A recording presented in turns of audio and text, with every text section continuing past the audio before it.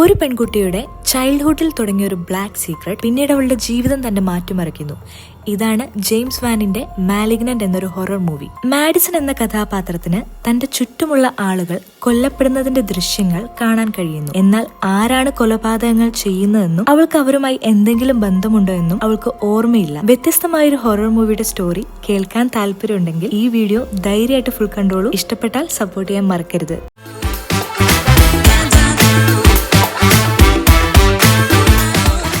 Cinema ആരംഭിക്കുന്നത് 1993 ഒരു research hospital കാണിച്ചുകൊണ്ടാണ്.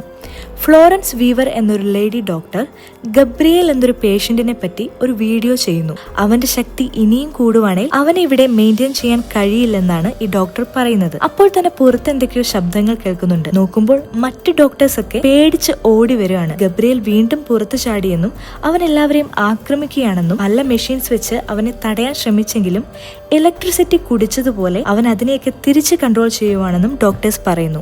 Security വന്ന് മയക്കുവെടി വെക്കാൻ ശ്രമിക്കുന്നുണ്ടെങ്കിലും അയാളുടെ കൈ ഒടിച്ച് നുറുക്കിയാണ് ഗബ്രിയേൽ പ്രതികരിച്ചത്. അവസാനം ഫ്ലോറൻസ് തന്നെ അവനെ വെടിവെച്ച് മയക്കി എല്ലാവരും കൂടെ അവനെ ഒരു ചെയറിൽ ബന്ധിപ്പിക്കുന്നു.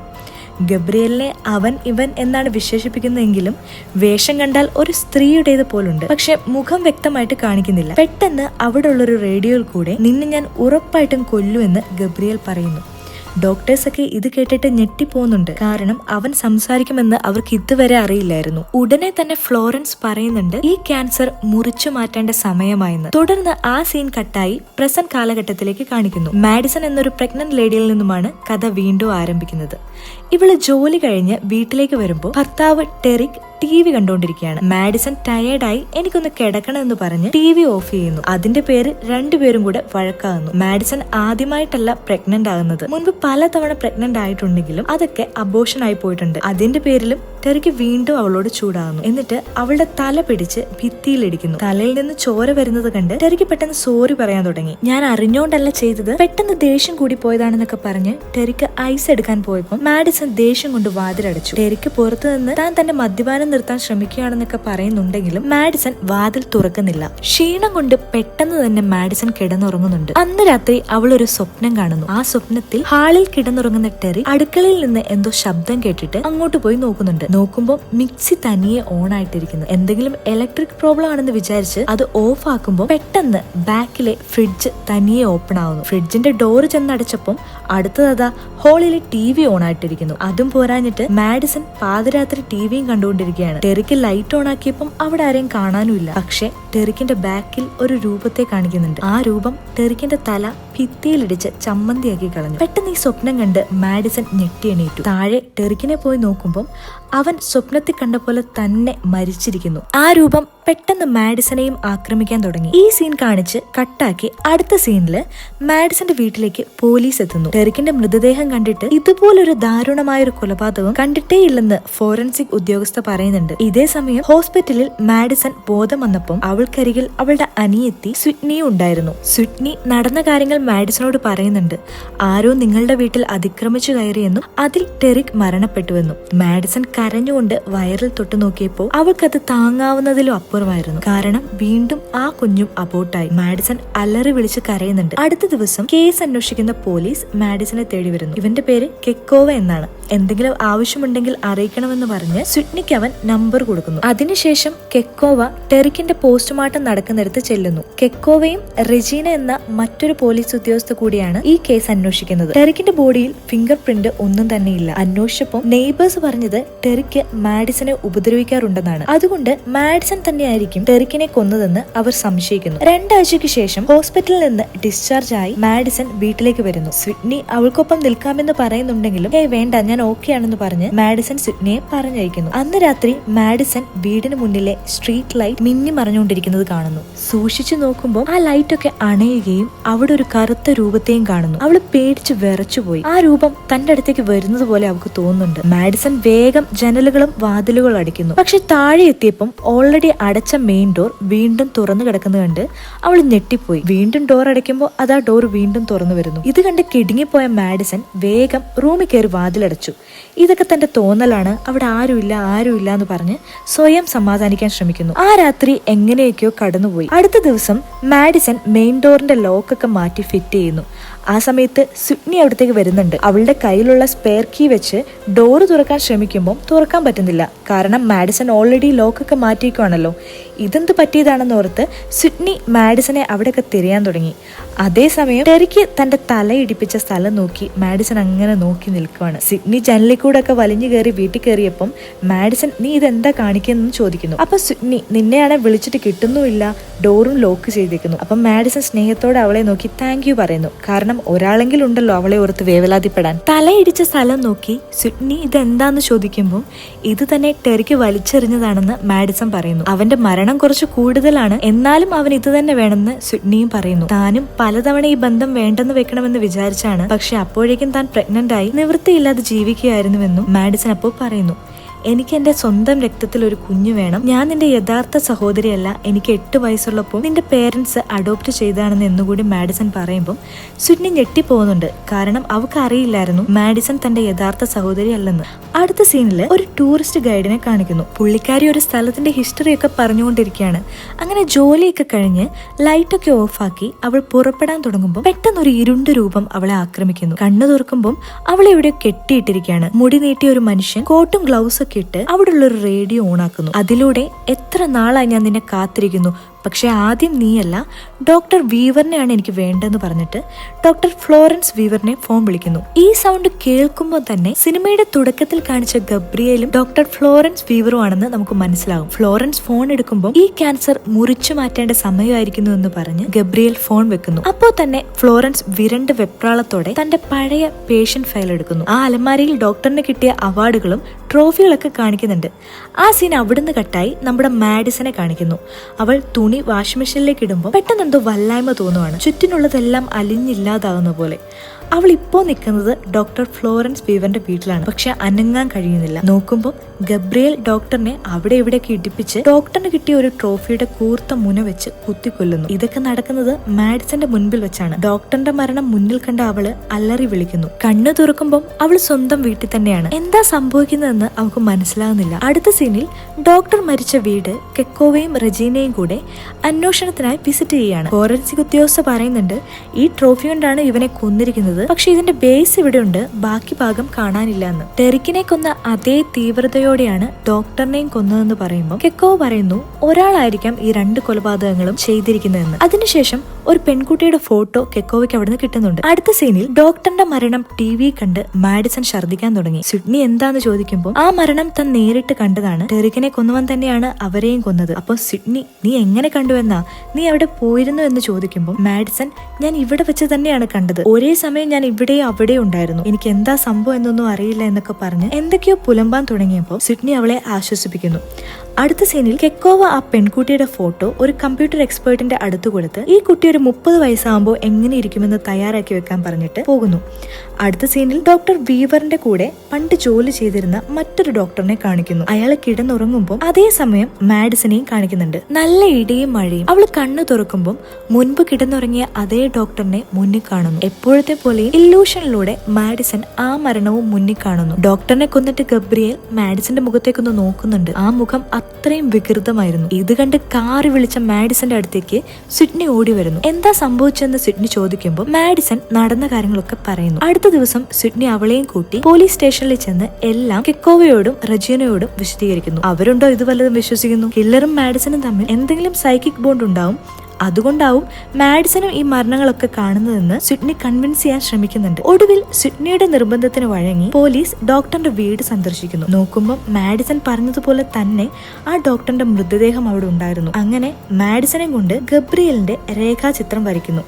ആ ചിത്രം കണ്ടതോടുകൂടി നിങ്ങളെന്താ ആളെ കളിയാക്കുന്നു എന്ന് ചോദിച്ച് റെജീന മാഡിസണോട് ചൂടാവുന്നു. ഈ രൂപം കണ്ട ആരാണേലും ഇത് തന്നെ ചോദിക്കത്തുള്ളൂ. അടുത്ത സീനിൽ പോലീസ് സ്റ്റേഷനിൽ വെച്ച് മാഡിസൺ ബാത്റൂമിൽ പോകുമ്പോൾ അവക്കൊരു അൺനോൺ കോൾ വരുന്നു. ഹലോ എമിലി എന്ന് മറുവശത്ത് നിന്ന് സംസാരിക്കുമ്പോൾ താൻ എമിലി അല്ല മാഡിസൺ ആണെന്ന് അവൾ പറയുന്നു. അത് നിന്റെ വളർത്തച്ഛനിട്ട പേര്, പക്ഷെ എനിക്ക് നീ എമിലിയാണ്. നിങ്ങൾ ആരാണ് എന്ന് മാഡിസൺ ചോദിക്കുമ്പോൾ ഞാൻ ആരാണ് എന്താന്നൊക്കെ നിനക്കറിയാം, അതിനു മുൻപ് ഞാൻ റിയൽ അല്ലെന്നാണ് ആ പോലീസുകാർ പറഞ്ഞത്, അതിനുള്ളത് അവർക്ക് കിട്ടാൻ പോവുകയാണെന്ന് അപ്പുറത്തിരിക്കുന്ന ആള് പറഞ്ഞപ്പോൾ മാഡിസൺ അറിയാതെ ഗബ്രിയേൽ അവരൊന്നും ചെയ്യരുതെന്ന് പറയുന്നു. കണ്ടോ, അപ്പോൾ നിനക്കെന്നെ അറിയാമെന്ന് പറഞ്ഞ് ആ ഫോൺ കട്ടാവുന്നു. പേടിച്ചു പറിച്ച് മാഡിസൺ പുറത്തേക്ക് പോകുന്നു. ഇതേ സമയം കെക്കോവ സിഡ്നിയെ വളയ്ക്കാനുള്ള ശ്രമത്തിലാണ്. സ്വർഗത്തിലെ കട്ടുറുമ്പിനെ പോലെ മാഡിസൺ സിഡ്നിയെയും കൂട്ടി പുറത്തേക്ക് പോകുന്നു. ആ സമയത്താണ് മറ്റേ കമ്പ്യൂട്ടർ എക്സ്പേർട്ട് അങ്ങോട്ട് വരുന്നത്. അവനോട് ആ ഫോട്ടോയുടെ കാര്യം കെക്കോവ ചോദിക്കുമ്പോൾ അത് ഓൾറെഡി കണ്ടില്ലേ, നിന്റെ മേശപ്പുറത്തുണ്ടായിരുന്നല്ലോ, ഇത് കണ്ടല്ലേ ആ സ്ത്രീയെ നീ ഇങ്ങോട്ട് വിളിച്ചു വരുത്തിയെന്ന് അയാൾ പറയുമ്പം കെക്കോവ ഫോട്ടോ എടുത്ത് നോക്കുന്നു. അത് മറ്റാരുമല്ല, നമ്മുടെ മാഡിസൺ തന്നെയാണ്. അവളും ഡോക്ടർ വീവറിന്റെ ഒരു പേഷ്യന്റ് ആയിരുന്നു. അടുത്ത സീനിൽ കാറി വെച്ച് മാഡിസൺ സിഡ്നിയോട് ആ കൊലയാളിയുടെ പേര് ഗബ്രിയേൽ ആണെന്നും അവൻ തന്റെ പാസ്റ്റിൽ എവിടെയോ ഉള്ള ആളാണെന്നും പക്ഷെ തനിക്കൊന്നും ഓർമ്മയില്ലെന്നും പറയുന്നു. എന്നാൽ വേഗം പോലീസുകാരെ അറിയിക്കാമെന്ന് സിഡ്നി പറയുമ്പോൾ ഒരു കാര്യവുമില്ല, അവൻ ഞാനാണ് ഇതൊക്കെ ചെയ്തതെന്നാ വിശ്വസിച്ചിരിക്കുന്നത് എന്ന് പറഞ്ഞിട്ട് മാഡിസൺ നേരെ അവളുടെ വളർത്തമ്മയുടെ അടുത്ത് ചെല്ലുന്നു. എന്നിട്ട് ആരാണ് ഗബ്രിയേൽ എന്ന് അവരോട് ചോദിക്കുമ്പോൾ അവരുടെ മുഖം ആകെ മാറുന്നുണ്ട്. ഉടനെ തന്നെ അവളുടെ കുറച്ച് ബർത്ത്ഡേ വീഡിയോ ഒക്കെ കാണിച്ചു കൊടുക്കുന്നു. അതിൽ പല സമയത്തും മാഡിസൺ ഒറ്റയ്ക്ക് സംസാരിക്കുന്നുണ്ടായിരുന്നു. അത് ആരാണെന്ന് അച്ഛനും അമ്മയും ചോദിക്കുമ്പോൾ ഗബ്രിയേൽ എന്നായിരുന്നു അവളുടെ മറുപടി. ഗബ്രിയേൽ അവളുടെ ഒരു ഇമാജിനറി ക്യാരക്ടർ ആണെന്ന് പറഞ്ഞു മനസ്സിലാക്കാൻ അച്ഛനും അമ്മയും പരമാവധി ശ്രമിക്കുന്നുണ്ട്.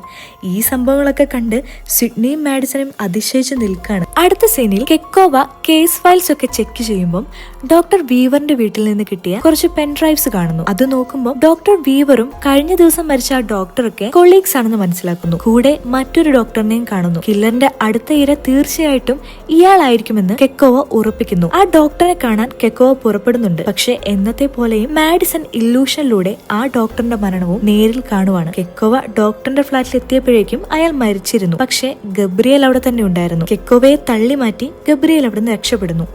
അമാനുഷിക ശക്തി ഉള്ളതുപോലെയാണ് ഗബ്രിയേൽ ഓടുന്നത്. കെക്കോവ എത്ര പിന്തുടർന്നിട്ടും ഗബ്രിയേലിനെ പിടിക്കാൻ കഴിഞ്ഞില്ല. അടുത്ത സീനിൽ കെക്കോവയും റെജീനയും കൂടെ മാഡിസണോട് കാര്യങ്ങൾ ചോദിച്ചറിയാൻ ശ്രമിക്കുകയാണ്. മരിച്ചവരെല്ലാം ആ ഹോസ്പിറ്റലുമായി ബന്ധപ്പെട്ടവരാണ്, നിങ്ങളും സെയിം ഹോസ്പിറ്റലിലെ പേഷ്യന്റ് ആയിരുന്നു. അപ്പൊ മാഡിസൺ പറയുന്നുണ്ട്, എന്നെ സിഡ്നിയുടെ പേരൻസ് അഡോപ്റ്റ് ചെയ്തതിന് ശേഷമുള്ള കാര്യങ്ങൾ മാത്രമേ എനിക്ക് ഓർമ്മയുള്ളൂ, അതിനു മുന്നേ ഉള്ളതൊന്നും ഓർമ്മയില്ലെന്ന്. അതുകൊണ്ട് അവരെല്ലാവരും കൂടെ മാഡിസനെ ഹിപ്നോട്ടൈസ് ചെയ്യാൻ തീരുമാനിക്കുന്നു. ആദ്യം സിഡ്നി എതിർത്തെങ്കിലും പിന്നീട് സമ്മതിക്കുന്നുണ്ട്. ശേഷം ഹിപ്നോട്ടൈസ് ചെയ്യപ്പെടുമ്പം തന്നെ ദത്തെടുത്തതും ശേഷമുണ്ടായ കാര്യങ്ങളും സിഡ്നിയെ കൊല്ലാൻ ഗബ്രിയേൽ തന്നോട് പറഞ്ഞിട്ടുണ്ടെന്നൊക്കെ മാഡിസൺ പറയുന്നു. പെട്ടെന്ന് ഇതൊന്നും ചെയ്തത് താനല്ല, ഗബ്രിയേൽ ആണെന്ന് പറഞ്ഞിട്ട് അവൾ അല്ലറി വിളിക്കാൻ തുടങ്ങി.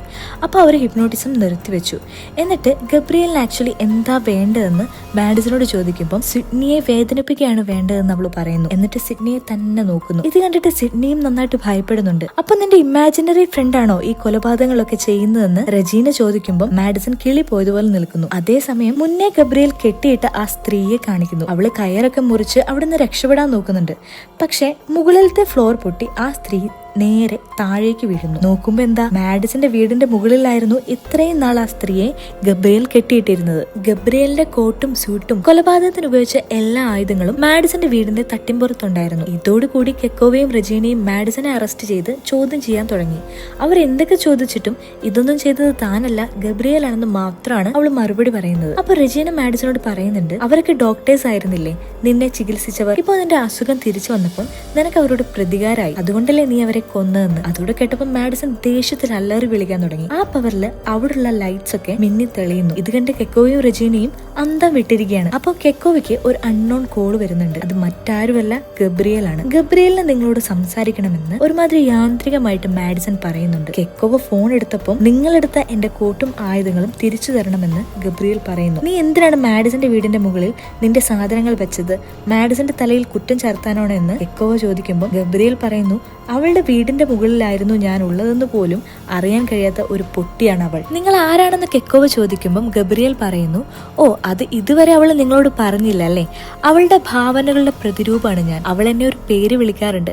അതിന് മറുപടിയായി മാഡിസൺ ദ ഡെവിൾ എന്ന് പറയുന്നു. ഇത് കേട്ടതോടെ ഗബ്രിയേൽ ആ കോൾ കട്ട് ചെയ്യുന്നു. ആ സീൻ കട്ടായി അടുത്ത സീനിൽ നമ്മുടെ സിഡ്നി അവളുടെ അമ്മയുടെ കയ്യിൽ നിന്ന് അഡ്രസ്സും മേടിച്ച് ആ പഴയ ഹോസ്പിറ്റലിലേക്ക് പോവാണ്. ഇതേ സമയം പോലീസുകാർ മാഡിസനെ സെല്ലിൽ അടയ്ക്കുന്നുണ്ട്. അവളുടെ ഒപ്പം കുറ്റവാളികളായ ധാരാളം സ്ത്രീകളും ഉണ്ടായിരുന്നു. ഇതൊന്നും താനല്ല ചെയ്തതെന്ന് അവൾ ഉറക്കെ വിളിച്ച് പറയുന്നുണ്ട്. പക്ഷെ ആരും കേൾക്കാനില്ലായിരുന്നു. സിഡ്നി ആവട്ടെ ആ ഹോസ്പിറ്റലിൽ നിന്ന് ഗബ്രിയേലിനെയും മാഡിസനെയും പറ്റിയുള്ള full research and video records ഒക്കെ ആയിട്ട് വീട്ടിലേക്ക് വരുന്നു. അമ്മയോടൊപ്പം അതൊക്കെ പരിശോധിക്കുമ്പോൾ മാഡിസന്റെ യഥാർത്ഥ അമ്മ ഇപ്പോഴും ജീവനോടെ ഉണ്ടെന്ന് അവർക്ക് മനസ്സിലാകുന്നു. കൂടാതെ മറ്റൊരു വലിയ കാര്യവും അതുകൊണ്ട് അവർ ശരിക്കും ഞെട്ടിത്തരിക്കുന്നുണ്ട്. അതായത് ഗബ്രിയേൽ എന്നത് ട്യൂമറിന്റെ ഒരു എക്സ്ട്രീം വേർഷനാണ്.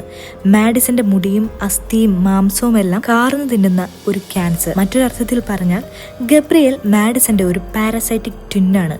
അതായത് യൂട്രസിൽ വെച്ച് ഈ 2 എംബ്രിയോസും സെപ്പറേറ്റ് ആയിട്ട് വളരാതെ ഒരുമിച്ച് വളരുന്നു. അതിലൊരു എംബ്രിയോ നന്നായിട്ട് വളരുകയും മറ്റേത് പൂർണ്ണ വളർച്ച എത്താതിരിക്കുകയും ചെയ്യുന്നു. ഇതിന്റെ ഫലമായിട്ടാണ് മാഡിസണും ഗബ്രിയേലും ഈ രൂപത്തിൽ പിറന്നത്. മാത്രവുമല്ല, ഗബ്രിയേൽ ആഹാരം സ്വീകരിക്കുന്നത് മാഡിസന്റെ ശരീരഭാഗങ്ങളിൽ നിന്നാണ്. മറ്റൊരു പ്രധാന കാര്യം, ഇവര് രണ്ടുപേരും ഷെയർ ചെയ്യുന്നത് ഒരേ ബ്രെയിൻ ആണ്. അതുകൊണ്ട് തന്നെ ഗബ്രിയേലിന് മാഡിസന്റെ ചിന്തകളെ കൺട്രോൾ ചെയ്യാൻ സാധിക്കും. അവളൊരു സാധാരണ ജീവിതമാണ് നയിക്കുന്നതെന്ന് അവളെ തന്നെ വിശ്വസിപ്പിക്കാൻ സാധിക്കും. അവൾ എന്താണ് കാണേണ്ടത് എന്ന് പോലും ഗബ്രിയേലിന് തീരുമാനിക്കാൻ കഴിയും. അതായത് ഗബ്രിയേൽ മാഡിസന്റെ ശരീരം തനിക്ക് വേണ്ട രീതിയിൽ ഉപയോഗിക്കുകയാണ്. ഗബ്രിയേലിന്റെ ശക്തി കൂടുന്നത് അപകടമാണെന്ന് കണ്ട് ഡോക്ടേഴ്സ് ആ ഭാഗം മുറിച്ചു മാറ്റാൻ തീരുമാനിക്കുന്നു. പക്ഷെ അവർ യൂസ് ചെയ്യുന്നത് ഒരേ ബ്രെയിൻ ആയതുകൊണ്ട് അവനെ പൂർണ്ണമായിട്ടും മുറിച്ചു മാറ്റാനും കഴിയില്ല. അതുകൊണ്ട് പുറത്തേക്ക് തള്ളി നിൽക്കുന്ന ഭാഗങ്ങളൊക്കെ മുറിച്ചു മാറ്റുകയും മുഖവും തലയും മുറിച്ചു മാറ്റാനാവാതെ എമിലിയുടെ സ്കള്ളിന്റെ ഉള്ളിൽ തള്ളിക്കയറ്റി സ്റ്റിച്ച് ചെയ്യുന്നു. അങ്ങനെ എമിലി മാഡിസൺ ആയിട്ട് ജീവിക്കാൻ തുടങ്ങുന്നു. ഈ കാര്യങ്ങളൊക്കെ വീഡിയോസ് കണ്ട് സിഡ്നിയും അമ്മയും മനസ്സിലാക്കുന്നു. അവർ ഈ വീഡിയോ കാണുന്ന സമയത്ത് സെല്ലിൽ ഉണ്ടായിരുന്ന സ്ത്രീകൾ മാഡിസനെ ഉപദ്രവിക്കാൻ തുടങ്ങി. അപ്പോൾ അത്രയും നാൾ അടക്കി വെച്ച ഗബ്രിയേൽ അവളുടെ തലയ്ക്കുള്ളിൽ നിന്ന് പുറത്തു വന്നു. അത് കണ്ട ആ സ്ത്രീകളൊക്കെ നിലവിളിക്കാൻ തുടങ്ങി. പൂർണ്ണമായും ഗബ്രിയേലായി മാറിയ മാഡിസൺ ആ പെണ്ണുങ്ങളൊക്കെ വലിച്ചു കീറുന്നു. തടയാൻ വന്ന പോലീസുകാർക്കും അട്ടപ്പടലം കിട്ടി. ഇതേ സമയം സിഡ്നി കാര്യങ്ങളൊക്കെ കെക്കോവയെ വിളിച്ചു പറയുന്നു. ഗബ്രിയേൽ മാഡിസന്റെ ശരീരത്തിനുള്ളിൽ ഉറങ്ങിക്കിടക്കുകയായിരുന്നുവെന്നും അവളെ ഒരു കളിപ്പാട്ടം പോലെ അവൻ യൂസ് ചെയ്യുകയായിരുന്നുവെന്നും ടെറിക്ക് അവളുടെ തല ഭിത്തിയിലിടിപ്പിച്ചപ്പോൾ അവളുടെ സ്കൾ ഓപ്പണായി അവൻ്റെ ചിന്തകൾ പുറത്തേക്ക് വന്നതാണെന്നൊക്കെ. പക്ഷെ ഇതൊന്നും കെക്കോ വിശ്വസിക്കാൻ തയ്യാറായില്ല. അപ്പോൾ സിഡ്നി പറയുന്നു മാഡിസന്റെ അമ്മ ജീവനോടെ ഇരിപ്പുണ്ട്, അവർക്കെല്ലാം അറിയാമെന്ന്. അതിന് കെക്കോ മറുപടി പറയുന്നുണ്ട്, അതെനിക്കറിയാം, മാഡിസന്റെ അമ്മയാണ് അന്ന് തട്ടിമ്പുറത്ത് നിന്ന് വീണത്, ഞങ്ങളവരെ ഹോസ്പിറ്റലിലാക്കിയിട്ടുണ്ട്, ഉടനെ നമുക്ക് അവരെ കാണണമെന്ന് സിഡ്നി അപ്പോൾ കെക്കോവയോട് പറയുന്നു. ഇതേ സമയം ഗബ്രിയേൽ തന്റെ കോട്ടും ആയുധങ്ങളൊക്കെ എടുത്ത് പുറത്തിറങ്ങുന്നു. തടയാൻ വന്ന പോലീസുകാർക്കും കെക്കോവയ്ക്കും റജീനിക്കൊക്കെ കണക്കിന് കിട്ടുന്നു. ഗബ്രിയേൽ തന്റെ അമ്മയെ കൊല്ലാൻ ഹോസ്പിറ്റലിലേക്കാണ് പോയതെന്ന് കെക്കോവയ്ക്ക് മനസ്സിലാവുന്നു. അതുകൊണ്ട് അവൻ നേരെ ഹോസ്പിറ്റലിലേക്ക് ചെല്ലുന്നു. ഇതേ സമയം സിഡ്നിയും ഹോസ്പിറ്റലിലെത്തുന്നു. പക്ഷേ മാഡിസന്റെ അമ്മയുടെ അടുത്തേക്ക് പോകാൻ സെക്യൂരിറ്റി സമ്മതിക്കുന്നില്ല. പെട്ടെന്ന് ഹോസ്പിറ്റലിലെ ലൈറ്റ്സ് ഒക്കെ മിന്നിമറിയാൻ തുടങ്ങി. അതായത് ഗബ്രിയേൽ അവിടെ എത്തിയപ്പോൾ തന്നെ സെക്യൂരിറ്റിയെ തട്ടി. എന്നിട്ട് സിഡ്നിയെ ആക്രമിക്കാൻ തുടങ്ങി. സ്വന്തം രക്തമായിട്ട് പോലും എമിലി തെരഞ്ഞെടുത്തത് എന്നെയല്ല നിന്നെയാണ്, ജനിക്കുന്നതിന് മുൻപ് തന്നെ നിന്നെ കൊല്ലേണ്ടതായിരുന്നു എന്ന് പറഞ്ഞ് ഗബ്രിയേൽ അവളെ കൊല്ലാൻ തുടങ്ങുന്നു. മാഡിസൺ, അതായത് ആ ശരീരത്തിന്റെ രണ്ടാമത്തെ മനസ്സ്, കരഞ്ഞു പറയുന്നുണ്ട് സിഡ്നി ഒന്നും ചെയ്യരുതെന്ന്. അപ്പോൾ ഗബ്രിയേലിന്റെ അമ്മ സംസാരിക്കുന്നു. ഗബ്രിയേൽ, അവരല്ല, ഞാനാണ് തെറ്റ് ചെയ്തത്. നീ ഏത് രൂപത്തിലാണെങ്കിലും നീ എന്റെ മകൻ തന്നെയാണ്. പക്ഷെ അത് ഞാൻ അന്ന് മനസ്സിലാക്കിയില്ല. അത് കേട്ട് ഗബ്രിയേൽ ഒരു നിമിഷം അനങ്ങാതെ നിൽക്കുന്നുണ്ട്. അപ്പോഴേക്കും അവിടെ എത്തിയ കെക്കോവ ഗബ്രിയേലിനെ ഷൂട്ട് ചെയ്യുന്നു. നിങ്ങൾ ഷൂട്ട് ചെയ്യുന്നത് മാഡിസനെയാണെന്ന് പറഞ്ഞുകൊണ്ട് സിഡ്നി കെക്കോവയെ തടയുന്നു. ആ നിമിഷം ഗബ്രിയേലിന്റെ കത്തി കെക്കോവയുടെ കയ്യിൽ തുളച്ചു കയറുന്നു. വേറൊരു വഴിയും കാണാതെ കെക്കോവയുടെ തോക്കെടുത്ത് സിഡ്നി ഗബ്രിയേലിന്റെ നേരെ ചൂണ്ടുന്നു. എന്റെ സഹോദരിയെ വിട്ടുപോ എന്ന് അവൾ അലറി വിളിക്കുന്നു. അവൾ നിന്റെ സഹോദരിയല്ലെന്ന് പറഞ്ഞ് അവിടെ ഉണ്ടായിരുന്നൊരു കട്ടിൽ സിഡ്നിയുടെ നേരെ ഗബ്രിയേൽ എറിയുന്നു. ശേഷം ആ തോക്കുമെടുത്ത് ഗബ്രിയേൽ ആ കട്ടിലിന്റെ മേലിൽ കയറിയിരിക്കുന്നു. ഉടനെ സിഡ്നി മാഡിസനോട് സംസാരിക്കുന്നു. നിനക്ക് മാത്രമേ ഇനി ഇവനെ കൺട്രോൾ ചെയ്യാൻ സാധിക്കത്തുള്ളൂ. നിന്റെ മനസ്സിന്റെ ശക്തി കൊണ്ട് മാത്രമേ ഇവനെ അടക്കാൻ സാധിക്കത്തുള്ളൂ. നിന്റെ കുഞ്ഞുങ്ങളെല്ലാം അബോഷനായി പോയത് ഇവൻ കാരണമാണ്. നിന്റെ ശരീരത്തിൽ ഇവന് ജീവിക്കാൻ വേണ്ടി തിന്ന് തീർത്തതാണ് കുഞ്ഞുങ്ങളെ മുഴുവൻ. ഇതൊക്കെ കേട്ട മാഡിസന് എന്തോ ശക്തി കിട്ടിയ പോലെ ഗബ്രിയേലിനോടുള്ള ദേഷ്യം ഇരച്ചു കയറുന്നത് കാണാം. പെട്ടെന്ന് നിങ്ങളാണ് എന്നെ ഒരു ദുഷ്ടനാക്കി മാറ്റിയെന്ന് പറഞ്ഞ് ഗബ്രിയേൽ അമ്മയെയും സിഡ്നിയെയും കൊല്ലുന്നു. പക്ഷേ അവിടെ ഒരു ട്വിസ്റ്റ് ഉണ്ട്. നീ എന്നും ഒരു ദുഷ്ടനായിരുന്നു എന്ന് പറഞ്ഞുകൊണ്ട് മാഡിസന്റെ ശബ്ദം അവിടെ മുഴങ്ങുന്നു. അതായത് ഇത്രയും കാൽ ഗബ്രിയേലാണ് മാഡിസനെ കൺട്രോൾ ചെയ്തിരുന്നത്. എന്നാൽ ഇപ്പോൾ നേരെ തിരിച്ച് മാഡിസന് ഗബ്രിയേലിനെ കൺട്രോൾ ചെയ്യാൻ സാധിക്കുന്നുണ്ട്. അവളുടെ മനസ്സ് ഗബ്രിയേലിന്റെ ചിന്തകളെ അതിജീവിച്ചു കഴിഞ്ഞു. സിഡ്നിയെയും അമ്മയെയും കൊല്ലുന്നത് ഗബ്രിയേലിനുണ്ടായ വെറും ഇല്യൂഷൻ മാത്രമാണ്. ഇവർ രണ്ടുപേരും ജീവനോടെ ഉണ്ട്. ഇനി മുതൽ എൻ്റെ മനസ്സും എൻ്റെ ശരീരവും എൻ്റേത് മാത്രമായിരിക്കും. ഇനി നീ ജീവിക്കാൻ പോകുന്നത് ഞാൻ ക്രിയേറ്റ് ചെയ്ത ഒരു ലോകത്തായിരിക്കും എന്ന് പറഞ്ഞുകൊണ്ട് മാഡിസൺ ഗബ്രിയേലിനെ അവളുടെ മനസ്സിന്റെ തടവറയ്ക്കുള്ളിൽ അടയ്ക്കുന്നു. ഇത്രയും നാൾ ഗബ്രിയേൽ അവളോട് ചെയ്തതുപോലെ. അങ്ങനെ മാഡിസൺ ഗബ്രിയേലിൽ നിന്ന് മോചിതയാകുന്നു. സിഡ്നിയുടെ മേലുള്ള ആ കട്ടിൽ അവൾ എടുത്തു മാറ്റാൻ ശ്രമിക്കുന്നു. ഇതിന് നല്ല ഭാരമുണ്ട്, നിനക്കിത് എടുക്കാൻ കഴിയില്ലെന്ന് സിഡ്നി പറയുമ്പോൾ ഇതിങ്ങനെ ഇട്ടത് എൻ്റെ ശരീരം തന്നെയാണ് എന്ന് പറഞ്ഞുകൊണ്ട് അവൾ ആ കട്ടിൽ അനായാസം എടുത്തു മാറ്റുന്നു. ശേഷം അവൾ സിഡ്നിയെ കെട്ടിപ്പിടിക്കുന്നു. എന്നിട്ട് കരഞ്ഞുകൊണ്ട് പറയുന്നു, ഇത്രയും നാൾ എനിക്കെൻ്റെ രക്തബന്ധത്തിൽ ഒരാൾ വേണമെന്നുണ്ടായിരുന്നു, ഇനി അതിൻ്റെ ആവശ്യമില്ല, നീ മാത്രമാണ് എൻ്റെ സഹോദരി. ഇത് കണ്ട് മാഡിസന്റെ അമ്മയും ചിരിക്കുന്നു. അങ്ങനെ സിനിമ അവസാനിക്കുന്നു.